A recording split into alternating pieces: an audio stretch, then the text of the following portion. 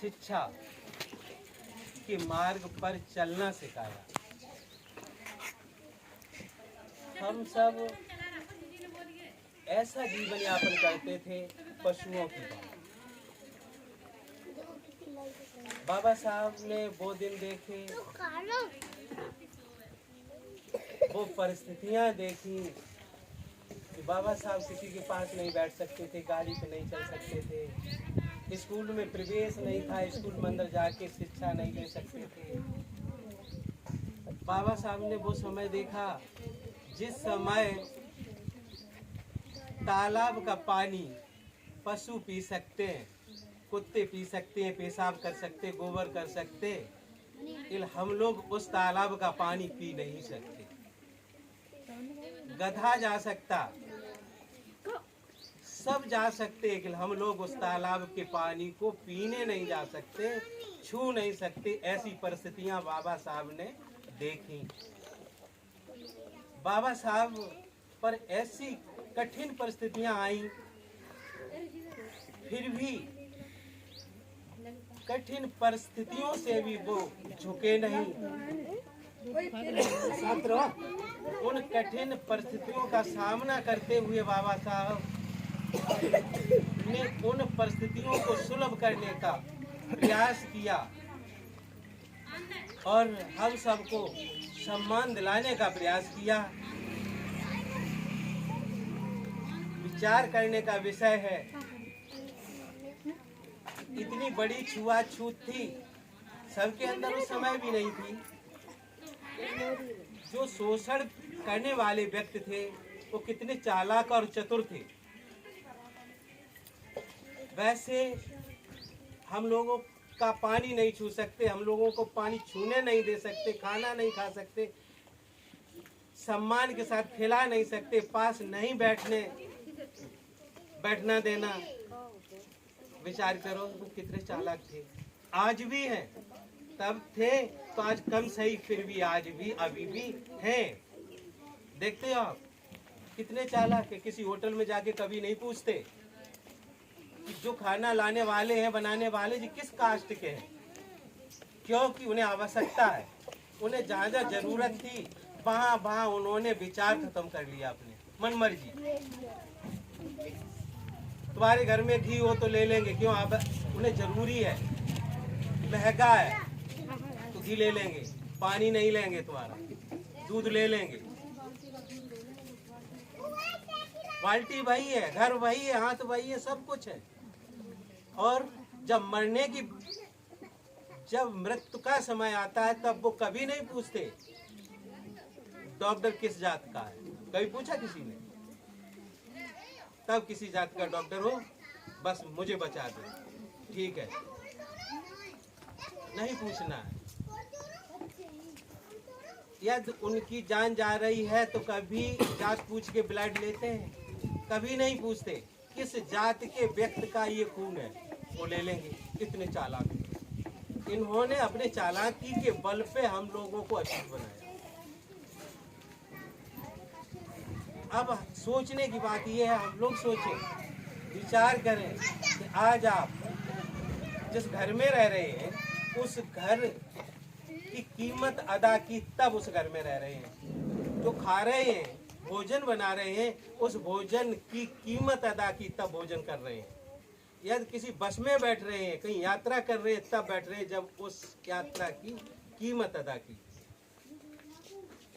विचार करो, ऐसा समय था कि हम गाड़ियों में नहीं बैठ सकते थे। बाबा साहब अपने पिताजी से मिलने जब गए तो उन्हें गाड़ी में नहीं बैठने दिया गया। वो भी जान नहीं पाए तब बैठा लिया, वो भी जब जाना तो उतार दिया। आज खाने की आप कुछ भी खा सकते हैं, इसकी क्या कीमत अदा की हम लोगों ने? कोई कीमत अदा की? कोई रोकता है न खाओ? घर में रह रहे क्या कीमत अदा की? किसने ये घर में रहने की इजाजत दिलाई, ये सत्ता दिलाई, ये पावर दिलाई? उनकी कोई कीमत अदा की? आज हम जो चाहें वो बिजनेस कर सकते, सरकारी नौकरी पा सकते हैं। ये जो हमें पावर दी, जो हमें अधिकार दिए, इन अधिकारों कि क्या कीमत हम लोगों ने अदा की। हम लोग क्या थे। आज जो लोग कहते बाबा साहब ने क्या किया, वो इस शब्द को कहने योग्य भी नहीं होते। यदि बाबा साहब न होते तो किसी नाली के किनारे पड़े होते कीड़ों की बात, वो नहीं कह पाते। जो बाबा साहब की तस्वीर लगाने से घर में कतराते हैं, आज वो तस्वीर लगाने लायक ही नहीं होते। यदि बाबा साहब न होते, दीवारें ही नहीं होती जो तस्वीर लगाने की आवश्यकता पड़ती। आज बाबा साहब से जो बचते हैं, क्या कहते हैं कि समाज को भी देखना है। सरकारी सर्विस वाले सोचते हैं भाई नौकरी बचाना है, बिजनेस वाले सोचते हैं बिजनेस बचाना है। बाबा साहब के नाम से लोग कटेंगे। कोई कुछ सोचता, कोई कुछ सोचता। राजनेता सोचते हैं जय भीम करेंगे तो हमें पार्टी से निकाल दिए जाएंगे। आज जो तुम सोच रहे हो, इसकी सत्ता मिली है, इसकी पावर मिली है, वो भी बाबा साहब से ही मिली है। तुम किसी राजनीति पार्टी में जाने योग्य नहीं होते, किसी पद पे जाने योग्य ही नहीं होते। तुम इतना सा बाबा साहब से बचने के तरीके सोच पाते। ऐसे महान पुरुष को आप कितना सम्मान देते, उन्हें लोग जानते भी नहीं। जिसकी बदौलत आज मोटरसाइकिल पे घूम रहे, किसकी बदौलत घूम रहे? बाबा साहब की बदौलत। आज अच्छे कपड़ा पहने, किसकी बदौलत? बाबा, ऐसा समय था कि अच्छे कपड़े नहीं पहन सकते थे, अच्छे कपड़े पहन के निकल नहीं सकते थे। ये छूट किसने दी? ये पावर किसने दी? बाबा साहब की बदौलत। आज जो चाहे बिजनेस कर सकते हैं, जो चाहे काम कर सकते हैं, हम जो चाहे कर सकते हैं। ऐसे महान पुरुष के लिए क्या करते, कभी एक बार कभी सोच के देखो, जिसकी बदौलत आज हम सम्मान से रह रहे हैं, कहीं पे अपनी आवाज उठा सकते हैं, किसी हॉस्पिटल में जा सकते हैं। भाई हॉस्पिटल में जाने की जो पावर मिली किसने दिलाई? उसकी कोई कीमत देनी पड़ी है? किसी ने कोई कीमत नहीं दी। ये बाबा साहब की देन है। ऐसा समय था हॉस्पिटल में आप दवा नहीं ले सकते, प्रवेश नहीं पा सकते, मंदिर में नहीं जा सकते। आज पूरे देश की महिलाएं जो अपने पति के मरने पर, जो पति के प्रॉपर्टी पर जो मालिकियत करती हैं, वो बाबा साहब की देन है। सब कुछ बाबा साहब का होते हुए भी बाबा साहब के लिए 10 मिनट नहीं निकलते खड़े होके या बैठ के हम बात सुन। बाबा साहब के लिए 100 रुपए नहीं निकलते। जिन्होंने सब दिया न, आज ढक्कन बने कहीं पड़े होते, कहीं नाली पड़े होते, कोई नहीं पूछता था। बस झाड़ू लगाओ, कहीं गांव के बाहर रहिए, घर नहीं बना सकते, गेट नहीं चढ़ा सकते। आज पक्के मकानों में रह रहे, सरकारी सर्विसें भी है, अच्छा खा रहे हैं, सब कुछ है। तो उनके लिए तुमने क्या सोचा? यदि बाबा साहब ये सोचते तो मुझे क्या लेना देना इन दलितों से? बाबा साहब ये सोचते मुझे क्या लेना देना, तो वो इतने पढ़े लिखे थे, इतनी डिग्रियां थी उनके पास, कहीं विदेश में जाके अच्छे से अच्छे किसी पद पर बैठ के और ऐश की जिंदगी जीते, कहीं विदेश चले जाते जहाँ ऊंच नीच भेदभाव जहाँ होता ही नहीं है। बाबा साहब ने ऐसा नहीं किया। बाबा साहब ने इन दलितों के पीछे अपने 4 बच्चे गंवा दिए, उन्हें देख नहीं पाए, उनकी मृत्यु हो गई। बाबा साहब एक पापड़ खा के पड़े, एक चाय पी के 18 घंटे पड़े इस समाज के लिए। उन्होंने क्या नहीं किया? वो सोचते मुझे क्या लेना देना इनसे। तो आज सूट बूट में यहाँ न हम खड़े होते, न ये पांडाल लगी होती, न कुछ नहीं होता। आवाज उठाने का कोई अधिकार नहीं था। आज हम थाने में जाके अपनी बात कह सकते, किसी ऑफिस में जाके बात कह सकते, अपनी जमीन का अधिकार ले सकते। सब कुछ दिया किसने दिया? सब कुछ देने वाले के लिए भी हमारे पास कुछ नहीं। लोग ये जानते हैं उन्होंने मेरे लिए क्या किया। क्यों? कि तुमने न कहीं पढ़ा है, न कुछ सुना है, न कुछ जाना है। नाली के कीड़े थे, अभी भी बहुत से लोग नाली के कीड़े हैं। जो थोड़े बहुत समझदार हैं उनकी बात सुनना नहीं चाहते। कभी भी विचार करके देखे बाबा साहब से, जैसे लोग कहते हैं माँ से और नहीं, जैसे कहते हैं माँ से और नहीं, जिस तरीके से आदमी माँ से और नहीं होता, इसी तरीके से कभी भी बाबा साहब से दलित नहीं होगा। हमारे बैकवर्ड के लोग कह देते हमारे लिए बाबा साहब ने नहीं किया। बाबा साहब ने अपने कानून मंत्री पद से इस्तीफा देने का कारण बस 2 ही थे। पहला कार्य ये था कि बैकवर्ड के लिए उन्होंने एक आयोग गठित मांगा था कि बैकवर्ड की सबसे ज्यादा आबादी है, इनका अलग आयोग हो, इनकी अलग छूटें हों, उस आयोग को चलाने वाले सब बैकवर्ड के हों, जिससे उनकी सुनवाई हो। और यहाँ की सरकार पहली बनी थी, बाबा साहब की बात न मानने के कारण उन्होंने इस्तीफा दिया था। उन्होंने किसी कास्ट के लिए ऐसा नहीं कि न सोचा हो। जो ऐसी कहे जाने वाले लोगों के लिए लोग कहते उनके लिए बाबा साहब ने ज्यादा किया। वो कार्ड ये था, आप लोगों से किसी से पूछा जाए, कोई मार्ग में गिर जाए, या उसे उठाएंगे या चल रहा उसे उठाएंगे, गिरे हुए को पहले उठाएंगे। ये इतने दबे थे, इतने कुचले थे, इनकी वो दिशा थी तो जो देखी नहीं जा सकती थी। ये एक घूंट पानी के लिए तड़प तड़प के मरते थे। एक घूंट किसी तालाब से पानी लेके नहीं पी सकते थे। माड़ तालाब की घटना आप लोगों ने न पढ़ी हो तो पढ़ना। बाबा साहब ने हम लोगों को पानी पीने का अधिकार दिलाया। एक बाबा साहब के लिए कहीं मना नहीं थी, कहीं चले जाते। बाबा साहब के लिए बहुत पानी था, सब कुछ था, लेकिन हम लोगों के लिए बाबा साहब ने एक उंगली पानी पीकर हम लोगों को पानी दिलाया। उस पर बाबा साहब ने काफी लाठियां खाई, पिटे, क्या नहीं किया।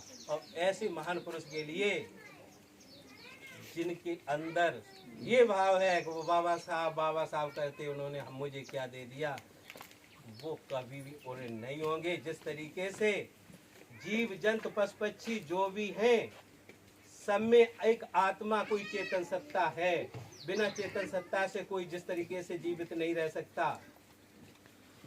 जब चेतन सत्ता वृक्ष को छोड़ दे, पशु को छोड़ दे, पक्षी को छोड़ दे, मनुष्य को छोड़ दे, तो मृतक कहा जाता है। इसी तरीके से बिना आत्मा के कोई नहीं रह सकता। जिस तरीके से, इसी तरीके से संसार में कोई ऐसा नहीं कि संविधान के बगैर रह जाए। बाबा साहब ने जो संविधान दिया, जो किताब दी, उसके बगैर कोई रह सके, कोई ये कह सके कि हम संविधान को नहीं मानते, ऐसा कभी हो सकता नहीं है। क्योंकि तुम मानो या न मानो, संविधान के नियमों का पालन करना पड़ेगा। तो बाबा साहब ने अपनी बल बुद्धता के बल पर ऐसे एक ग्रंथ को रचा, मानने वाले को भी मानना पड़ेगा और न मानने वाले को भी मानना पड़ेगा।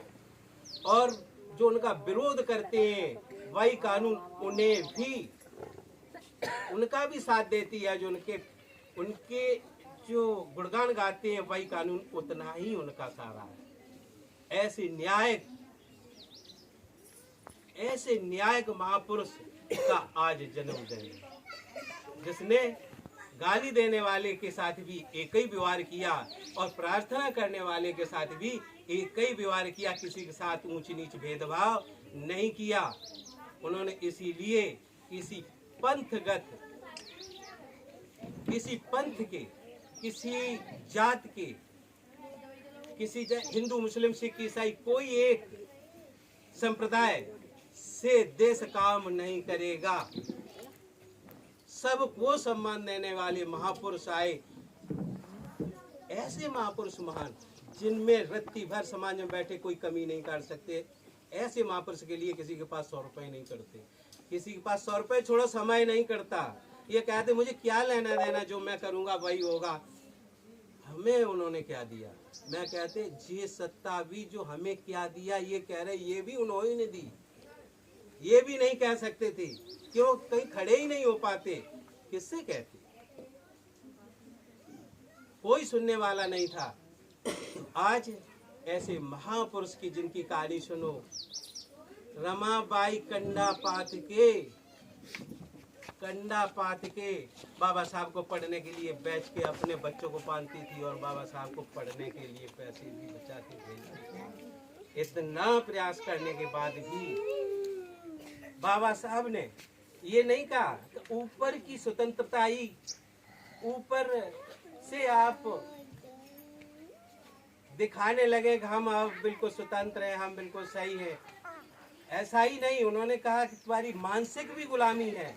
जो मानसिक गुलाम लोग हैं, जो मन से गुलाम लोग हैं, इस पर भी विचार करना चाहिए। अभी भी मन से गुलाम डर, अभी कई 4 ईंटें रख दी जाएं तो इतना डर बैठ जाएगा ये फलानी देवी देवता की है, यहाँ बिना झुके नहीं जाना, ना हमारा बुरा हो जाएगा। इस पर भी भारी प्रयास किया। बाबा साहब ने मानसिक गुलामी के लिए भी भारी प्रयास किया। ये तुम्हारे मन के विकार है, इनसे कुछ होने वाला नहीं, इसीलिए बुद्ध धर्म अपनाया।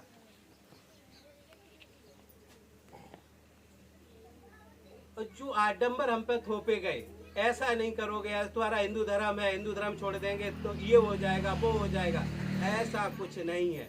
न कुछ छोड़ना है न कुछ पकड़ना है, हमें बाबा साहब को समझना है। हम मन से भी पवित्र हो जाए, स्वतंत्र हो जाए, बाहर से भी स्वतंत्र।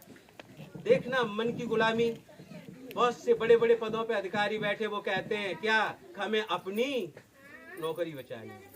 समाज में रहते हुए कहते हैं हमें अपना सम्मान बचाना है।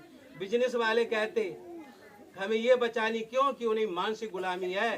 वो बाबा साहब जैसे निडर निर्भय नहीं है। मनुष्य जब अपने मन से निर्भय निडर निर्भय हो जाएगा तभी पूर्ण स्वतंत्र होगा। बाहर से भी स्वतंत्र और अंदर से भी स्वतंत्र होना चाहिए। ये बाबा साहब ने अपने विवेक से लिख के और रख गए। उन्हें पढ़ो, समझो, उनको मानो। बाबा साहब का मानना ये नहीं है कि उनकी पूजा करो, उनकी आरती करो, उन पे मालाएं चढ़ाओ, ऐसा कुछ नहीं।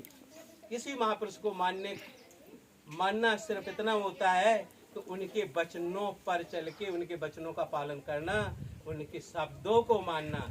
क्योंकि शरीर छूट जाते हैं, शब्द हमेशा रहते हैं, और वो शब्द बाबा साहब के आज भी गूंज रहे हैं। तो उन शब्दों पे हमें चलना, यही बाबा साहब का मत था, आदेश था, आदेश का पालन करना। इन्हीं शब्दों के साथ हम विराम देते हैं। जय भीम, जय भीम, जय भीम, जय भीम, जय भीम।